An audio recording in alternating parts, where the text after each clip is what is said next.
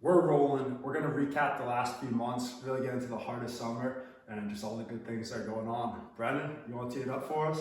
Yeah, so since our last video, we just ran the Boston Marathon, which was an amazing experience. And from there, we just kept the ball rolling. The biggest thing after the Boston Marathon was going to LA, which was a huge goal. I would say, I don't know if it was more so a goal of yours as it was something that I would talk about, but we ended up going to LA. You want to talk about that and because the whole thing with me in LA was starting in college, probably around sophomore year when I started watching the Nelk Boys a lot. I would say, oh, that LA lifestyle seems so sick. Kind of the grass is greener on the other side, and I would always say, I got to go out to LA. I got to get to LA, and that was 5 years ago, and we finally did it. But you want to talk about what your motivation was to go to LA and how that all came to fruition? Sure, because what you would be saying was one of the main reasons that we actually started making the social media videos in the first place. Brendan would be walking around and said, hey, I want to see what LA is all about, Los Angeles, California lifestyle on the West Coast. And so I kept hearing that. Eventually I was like, hey, if you want to go to Los Angeles, you might as well start making videos. And I wanted to inspire America after the pandemic, just get people who are sitting inside to go out, do things again, whether it's just going down to the local track for a workout, getting some push-ups in with friends, and then evolving now to what we see with the work videos. It was really that combination of you having a drive to go to Los Angeles, me saying, hey, let's just go out and inspire America. And I think I said, hey, if you're not ready to do the videos, I'll just start ripping selfies and we'll see where it goes. And it's just led to this. So it was amazing because once the opportunity came up, a lot of people were reaching out to us. They wanted to do different projects. They're inviting us, just being really welcoming.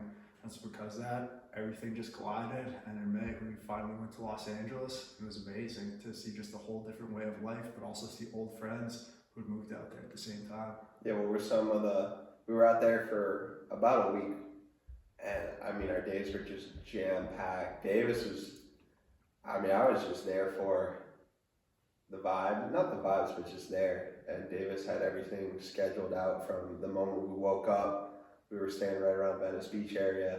We'd go for runs in the morning, and then from there, it just transitioned into whatever projects Davis had scheduled for that day, or if we were sightseeing, visiting old friends. So I think we made the most out of our time. Yes, I agree. Literally from the moment we stepped off that plane, we were doing something, whether it was seeing the beaches, going to a studio, checking out Hollywood. We just really made the most of every single minute we had out there.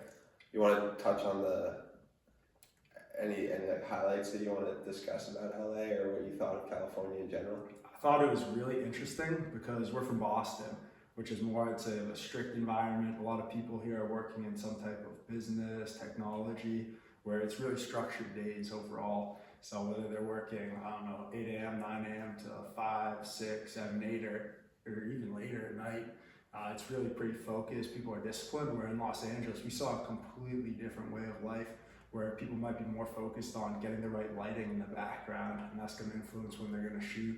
They're just thinking for days and days, trying to come up with an idea or concept where it's not necessarily consistent, but all of a sudden they've got something great and they run with it and it's a masterpiece. So I think it was cool to see the more artistic, creative side. And even out there, a lot of people are working for media companies, just completely different industries from what we're used to. Yeah, no, I agree. Seeing the creative side of things was eye-opening. I think another thing it taught me is that there's so many ways to make money. Yes. Being from Boston, it's kind of that traditional route. You go to college, you get that office job, and you work your way up the corporate ladder. We're out there, it is all about the movies and the creative aspect of it too.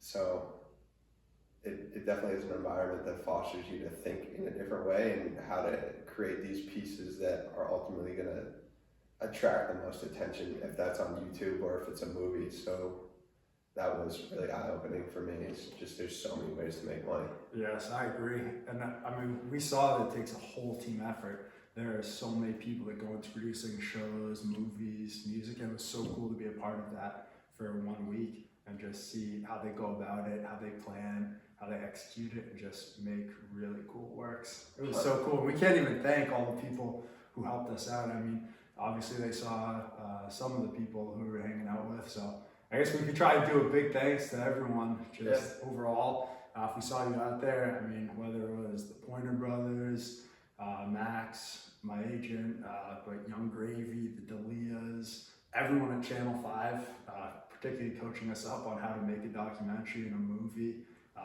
It was just amazing. Everyone at Friday Beers, all my friends out there. Yeah. We went to some really cool karaoke bars where you had people who could probably be legitimate professional singers out there performing. We saw Chet Hanks down on the beach, which is really cool. Right when we got off the airplane, literally not even there an hour, he's welcoming us in, saying hello. We're getting some dance moves there for his music video, which was really cool. We went to a run club too. Yeah, we went down to Venice Beach Run Club. There were hundreds of people there, so it was really cool to meet all them, and a lot of them came from all over to go after that Los Angeles dream. 100%. And another takeaway for me too is a lot of times people associate time with money.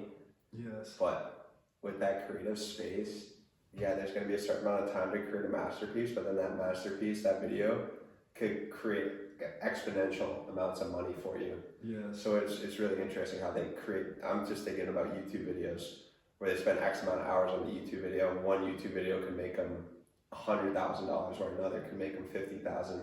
So it's interesting where in the normal corporate, you get paid hourly or salary, and it's not like that where if you create something, it can make you crazy money. But I guess it's like anything, a vaccine, a patent on something. Yeah, it's really performance based out there. Yeah. Rather than just putting in the time and effort to do something. Yes, and we'd see the motivation because people in these industries as well, they would say, hey, sometimes you got to work all day. If we're filming, everyone's there, they've come to the same spot. You're going to film hours upon hours overnight, really whatever it takes to get it done. Yeah. And just to see the way everyone approached it, thought, just all these different concepts and techniques that they would put into play was so cool. Even the technology, Yeah.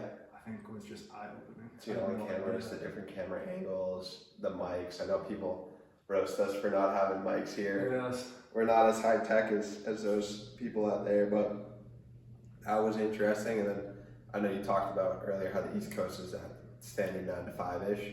We're out there, I mean, example, Friday beers, we probably got there around 5 o'clock and then we didn't leave till 9 something.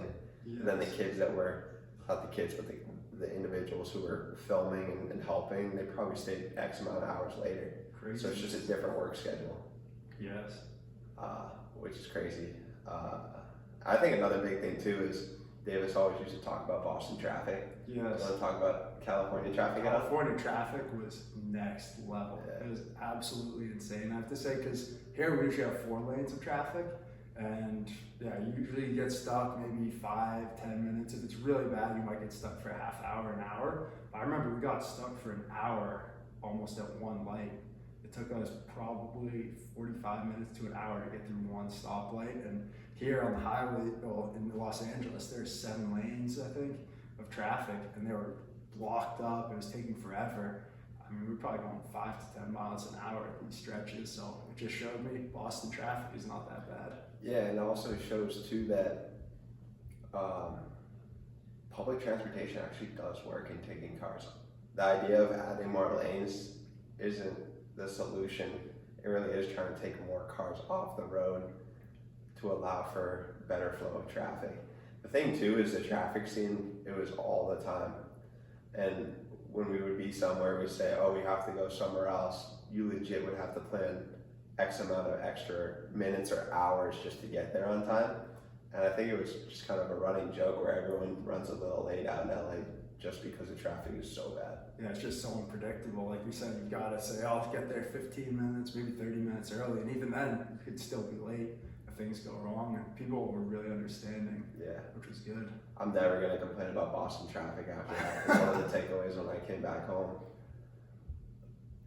For me, yeah. Yeah, and it was so interesting because we always talk about the rise or what routine where you're getting a workout in before work, and we usually think, oh, it's early, you're rising with the sun, but I'm in California, people be playing beach volleyball till 10 a.m., 11 a.m., and then going into the office, where it's definitely later schedule than we're used to, but it's just opened my mind, hey, they're all different approaches, and it's not to say one's right or wrong, because they can definitely be productive. 100%. Would you ever go back to LA? I think we'll most likely be back. I mean, just a lot of good people out there. Again, I can't say a big enough thank you to everyone who made it a tremendous experience for us, literally fulfilled the dream years and years in the making, and just everyone was so kind. I tried to name a few names out there, but truly just everyone, it was special. It was really special. And it's crazy to think I mean, when we started thinking of that idea, it was 5 years ago, and how quickly 5 years does go in the grand scheme of things. And then we actually did it. Did it live up to the hype for you? I was more than I ever expected because there we're also doing something the moment we woke up until late at night. So it was cool to just go on an adventure and just go nonstop. But I remember we were exhausted after because just being on camera for that amount of time, speaking, presenting, and you get great coaching out there as well. Actually having people who know what they're doing and how to edit, it made a major difference. And I can see how hard they work. 100%. Different environments. I was saying it was sensory overload at first when we got there because just everything was new and we were trying to figure stuff out. And yeah, at the end of every day, I was so gassed. We ate a ton of Mexican food out there too. Yes. Because we have pretty much every night. We have food allergies, and that was the Mexican food there was fantastic, and it's safe. Yes. For us with our food allergies, so we ate a lot of Mexican food. Oh yeah, I love it. But overall, yeah, I would say it lived up to the hype, and for me, it was something out of a movie in a way. Yeah, it literally was a movie. We were meeting all these characters that you see on social media, or you never really interact with, and then you actually meet them in person, and it just goes to show too that everyone's just a person at the end of the day. Yeah, everyone was just normal, just really down to earth, good people. They're humble and they're really understanding and patient with us because it was our first time doing something like that, and they were just really guiding us along and showing us what it was all about. Yeah, like a good mentor, a good teammate. Yeah, but at the end of the day, I feel like like what you're saying, just no matter who someone is, they're just usually a person, usually a good person. Yeah, and especially if they've gotten to a position of fame or have a lot of money, there's takeaways that you can learn from them and see how they act and what they have done, what they haven't done to then try to learn from them. And at the end of the day too, it's just to have fun. Yeah, good people going out there having a time. Let's go. I agree. So we did that, and then from there, I mean, for me personally, I did a lot the first half of the year. So once summer hit in Boston, I kind of took a break from the extracurriculars, focused more so on work, going out, enjoying, not really having to worry about eating certain ways, or if I drink this beer, it might affect my performance for a race or a boxing match. So this summer was more so focused on work and just doing new experiences, having fun, going out. I did coach 7th grade lacrosse, which was awesome.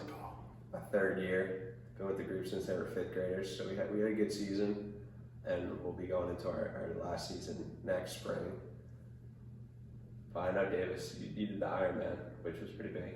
Yes. Yeah, I've had a really good summer all around, working really hard, trying to get new skills, and just keep learning what's going on from a business sense and contributing, but also taking time off in the summer. So I spent some time up in the mountains.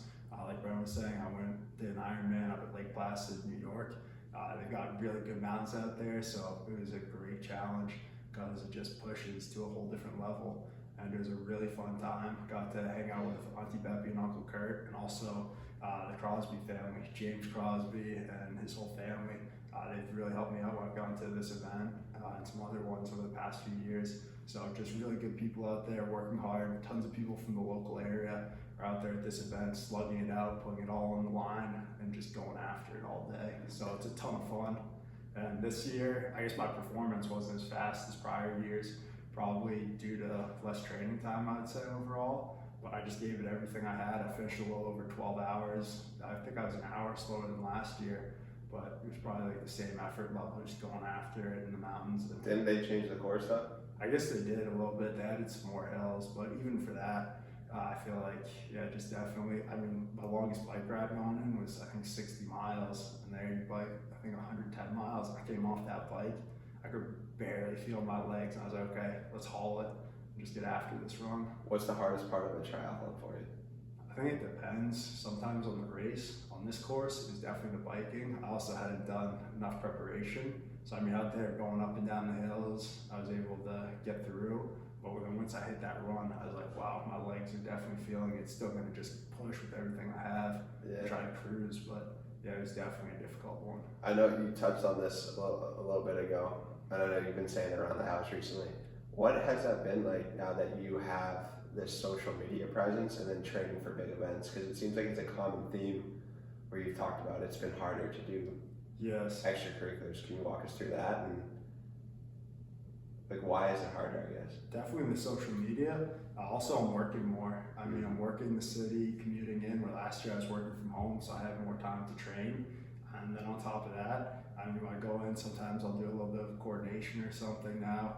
And over the course of the summer, we've started to build out a business. So we went through the process of officially filing for Inspired United to be a limited liability company in the state of Massachusetts. So that was big. I learned a lot there, just what it takes to go through, make everything official, and launch this organization, Inspired United, which hopefully we'll be able to keep progressing for a long time and just stick to the core values and help people. Nice. And before we get into that, I just want to go back to the training for a triathlon, because this is something that really opened my eyes. Is we use Strava, and something that before I used Strava, I would think I would work out more than I actually did.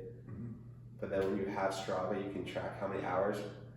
And that's really eye-opening to see how many hours you actually have to train in a given week for an Ironman, for instance. Yes. Full triathlon.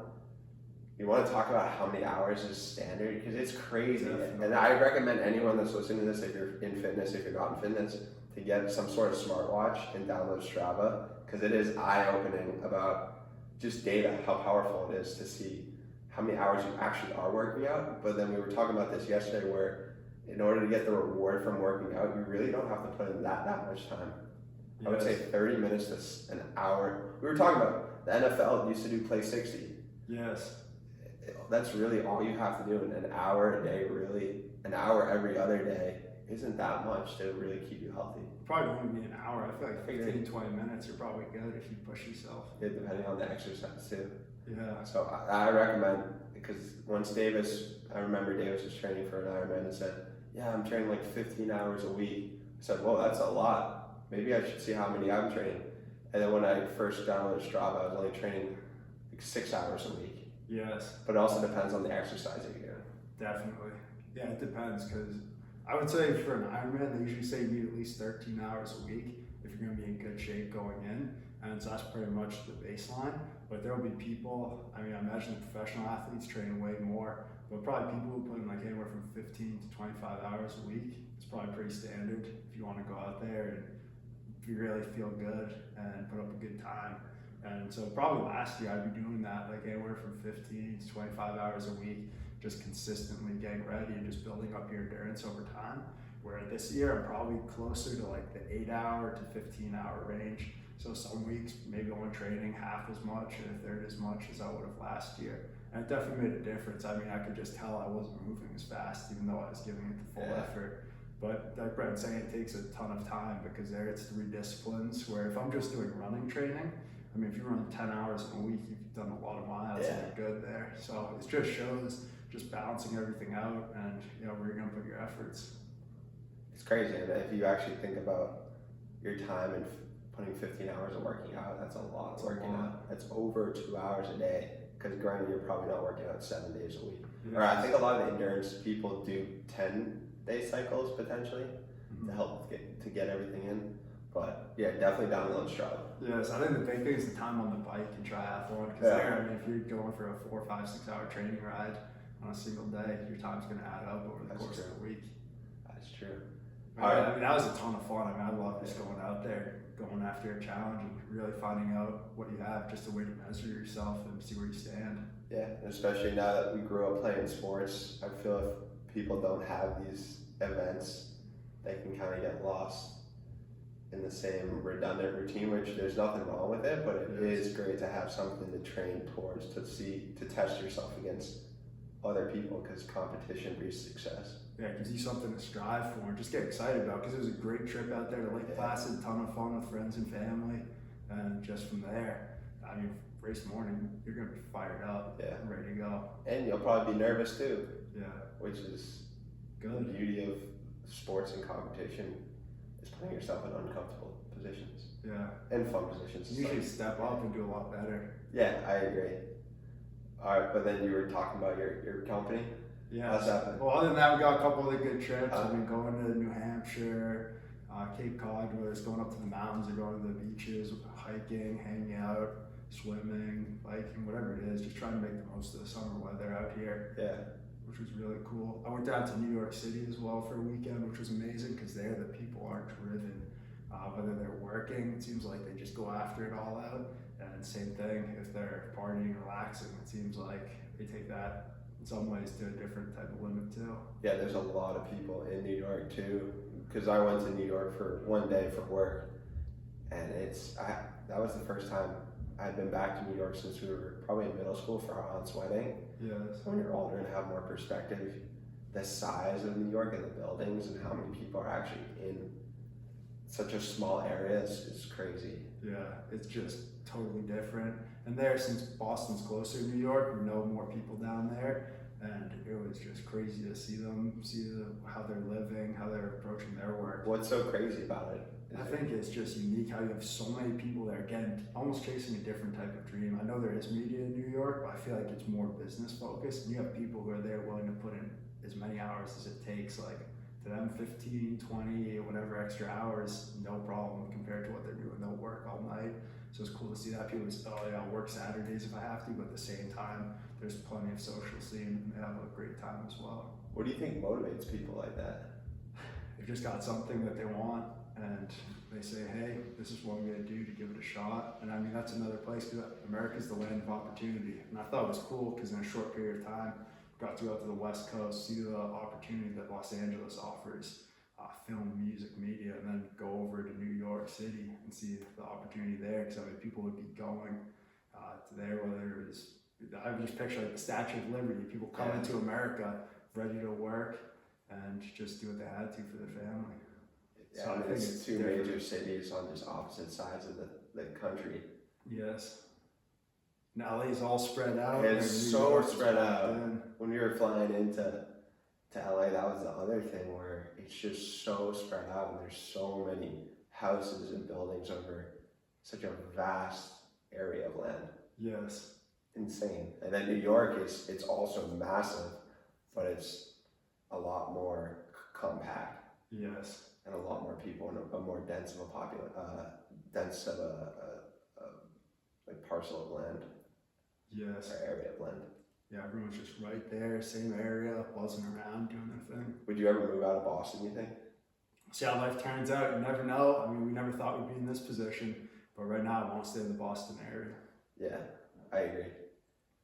But If possible, I mean, just the friends, family we have right close by, that's the biggest reason for I sure. agree. But I mean, I'd be down to take trips to all these other places and just see what it's all about. And so coming off the New York trip, I started the company a little bit after that, just to make it official. Say, hey, we're gonna launch Inspire United, get the paperwork in, and we started working with Downright Merch, a local company, to make locked-in gear, whether it's t-shirts, polos. I don't have it on right now, unfortunately. Just getting ready to rip the golf course too, because I've been playing a bunch of golf this summer as well to relax. But I mean, that's been awesome. And again, it's another great way to learn, see, okay, what's the merchandise business all about? Just what do they think when they're going from the design to actually producing and then shipping out all the different items. So it's been really eye-opening. The local company, the people have been phenomenal. Again, just teaching me, okay, this is how we do things. It's a definitely learning process, and yeah, they have. what are some of the things they've taught you so far? I mean, even just what goes into the design, looking at the business contracts as well, to make sure everything is being considered, but how much inventory they're gonna hold, if they're just gonna, when an order comes in, if they're gonna then make the shirt on the spot and ship it out, or if they're gonna try to order big batches and keep it on site so that they can then ship it out once it comes in. So all these different approaches that I really wouldn't think about before, but at the end of the day, the number one goal is just to get people fired up. So hopefully they see the locked in gear and they're like, you know what, let's go. Yeah, what's the mission statement of Inspire United? Inspire United, I think it goes back to a couple things. Number one are the core values: help others, do the right thing, and enjoy life every day. And following those three pillars, I feel like we can just have a major positive impact, because that's really how I measure success, is how many lives, how many people we can impact positively. And I know we've got the old Inspire saying, no matter who you are, no matter what you do, you can inspire. Who are you inspiring? So I think it's a combination of both of those to drive a greater good. And how do you quantify your positive impact on people? It's tough to say. I mean, some people will come up and share stories. Some people will never know, but hopefully just spread positive momentum. And we're hoping that more people will just take it a lot farther, because there are probably people with a lot more skill, a lot more knowledge, and a lot more resources who hopefully can just carry the momentum and do something even a lot better with it. And somebody sitting at home right now watching this might say, Davis, how did you become so positive? How did you become so positive? And when was there a moment in time? I mean, we were talking about this the other day when the first time Davis was locked in. Yes. We thought it dated back to maybe his freshman year of high school when he started playing football. But when did this contagious optimism, when did you develop that mindset? I'm not sure. I think it's just really who I am, how we've been raised for the most part, and just coming from a great community. So many people here who will support you throughout your life, whether you're young in school or even now that we're going off starting to work. They're willing to just share insights and help you along the way. So I think that definitely goes a long way, because I always say it takes a village. So I think that definitely plays a factor. But even just growing up, I guess, like if you strike out in baseball, you just have to get after it again, try to hit a home run the next time. And like you were saying, I really started working hard in high school football. I always wanted to play growing up. And our parents always said, hey, just wait till high school, wait till you get developed, hopefully avoid major injuries. And so then when high school came along, it was really exciting to get to go play. I gave it everything that I had. And yeah, honestly, it's just so much fun. Yeah, playing with friends. And we wish we could have won more games most likely, but I mean, just the times you have the experiences and the adrenaline in the sport, it's just awesome. I agree. We've been talking about this recently, but as the weather starts, it's pretty nice out today, but it's starting to feel like fall. I mean, you probably feel it if you're in the New England area, how when it gets to this point in the season, the air smells differently, it feels differently. You know those fall sports are coming up. And for me, I just kind of think about life in sports seasons. Yes. I don't know if I'll always do that, but right now I'm thinking, oh, time to go back to school, even though I've been out of school for 3 years. Oh, it's cross-country season, even though I haven't run cross-country for whatever, but now I'm taking that mentality into other things in my life where, yeah, I was relaxing this summer. All right, now fall's coming. It's time to find that new thing. It's time to lock back in. Yes. I was unlocked all summer. No, I'm just kidding, but yes, it's the change. it's that focus around here. When the seasons change, you know it's going to get colder, and the days are going to get shorter. You just have to ramp it up. Yeah, change is a hard thing, though, too. Yeah, and I know I'm fired up now because I'm going to be coaching football again this season, with the high school team. So hopefully help the current players have those same great times with their friends and just have fun. Nice. So it gets me fired up because the kids love it. I mean, they're out there just playing their hearts out, and just to see that energy, I think is awesome, because you don't always get that in work day to day, but truly, like, the people there love being there. The players love it, the coaches love it. They'll put in extra hours on a Sunday to get ready for the week ahead. And there's something about that momentum, that positivity that I think carries over into other areas of life, and it gets me motivated. I agree. I felt that same thing too when I was coaching lacrosse, where these kids are coming. They don't have to be there. I mean, yeah, maybe some of them might not want to do it, but their parents told them. But a lot of them, I would say all of them are there to learn and play a sport just for the fun of it. They're not making money off of it. They're legit there just for with their friends. And even if just kids in their grade and kids in the grade above and below, to play a sport together with the same common goal to try to win as many games as possible. Yeah. Which it is, it's refreshing, because you kind of lose that when you're away from that environment for a while, and then you go back from the outside and you have a new perspective on it, and it definitely, yeah, it's great. It's just awesome. It motivates me, because I see these kids, they're working hard. And I can do the same thing in my life, and it's refreshing. Yeah, and hopefully we can help them develop as well, whether it's something on the field like skills or technique, or just things that they're looking for long term, just becoming better people and just growing up, really. Yeah. And you got anything else to say? I'd just say, yeah, we're fired up for football season, just going to be working hard. Had a chance to work with the track team as well. Oh, yeah. At a running camp up in New Hampshire in the mountains, so that was awesome, because I mean, same thing, just kids choosing to say, hey, I want to go up, run in the mountains, get ready for this season, and work hard. And yeah, it's just awesome to see. It's what we need to emulate. Yeah, just be like, hey, we're going after it with everything. Yeah, one thing I'll leave everyone off on is when we were in the Cape, we have a little cousin. He's not little, he's like 6'7", 6'8". Way bigger than There's us. that saying called "fake it until you make it," and I've always hated that. Yes. And his spin off on that, which I love, is "don't fake it, just make it." Oh yeah. So we'll leave you on that, because I hate that saying where it's fake until you make it. I never, maybe it's because I don't understand what it is, what it exactly is trying to tell, what it's telling you to do. But I like the saying, don't fake it, just make it, which means you got to put that hard work in. You got to grind. You probably got to get lucky too, and you got to put yourself in the right positions, the right visibility, and get after whatever your goal is in life, in that season of life. Hey, just make it. Yes.